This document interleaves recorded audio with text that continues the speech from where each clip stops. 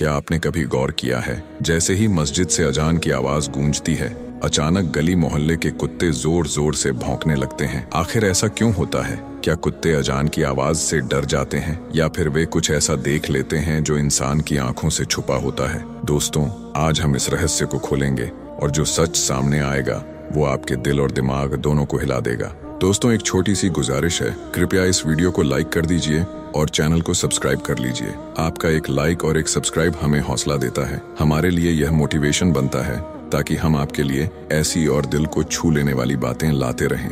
बहुत पुराने जमाने की बात है। मदीना मुनव्वरा की गलियों में रात का सन्नाटा पसरा हुआ था। लोग अपने अपने घरों में आराम कर रहे थे। अचानक मस्जिद नबवी से फज्र की अजान की आवाज उठी, अल्लाहू अकबर, अल्लाहू अकबर। लेकिन उसी वक्त मदीना की गलियों में कई कुत्तों ने जोर जोर से भौंकना शुरू कर दिया।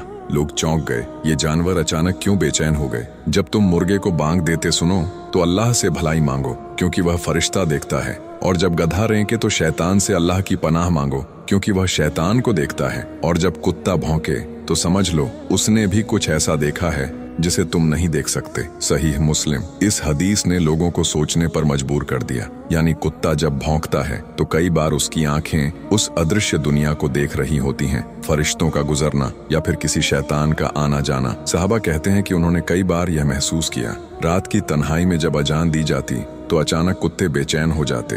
कभी वे आसमान की तरफ देखकर भौंकते, कभी जमीन की तरफ गहरी नजरों से घूरते। लोगों के दिल में सवाल और गहरा होता गया, क्या यह सिर्फ अजान की आवाज का असर है या अजान की बरकत से जिन्न और शैतान भागते हैं और कुत्ता उस हलचल को महसूस करता है?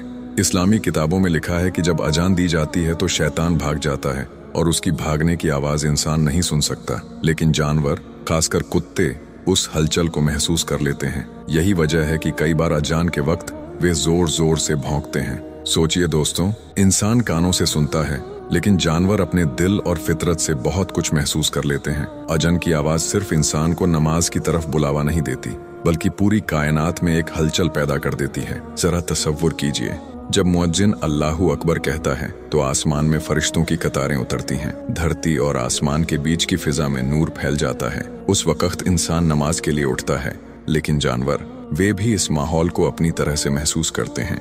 कभी शांति से बैठ जाते हैं और कभी भौंककर अपनी बेचैनी जाहिर करते हैं। दोस्तों, हमें यह याद रखना चाहिए कि अजान कोई मामूली आवाज नहीं है, यह अल्लाह की तरफ से बुलावा है, नमाज की दावत है। अगर कुत्ते तक इस आवाज से प्रभावित हो सकते हैं तो हमें क्यों नहीं होना चाहिए? अजान सुनते ही हमें हर काम रोककर अल्लाह की तरफ झुक जाना चाहिए। अब आप समझ गए होंगे कि अजान के वक्त कुत्ते के भौंकने की वजह सिर्फ आवाज नहीं, बल्कि उस रूहानी माहौल का असर भी है जिसे हम इंसान महसूस नहीं कर पाते। दोस्तों, अगर यह कहानी आपके दिल को छू गई तो वीडियो को लाइक कीजिए, कमेंट में लिखिए कि आपके इलाके में आपने ऐसा देखा है या नहीं, और चैनल अनाम रूहानी को सब्सक्राइब कीजिए ताकि आप अगली कहानियों को भी सबसे पहले देख सकें। वीडियो को शेयर कर दीजिए, शायद किसी और का भी दिल अजान की इस हकीकत से जाग उठे।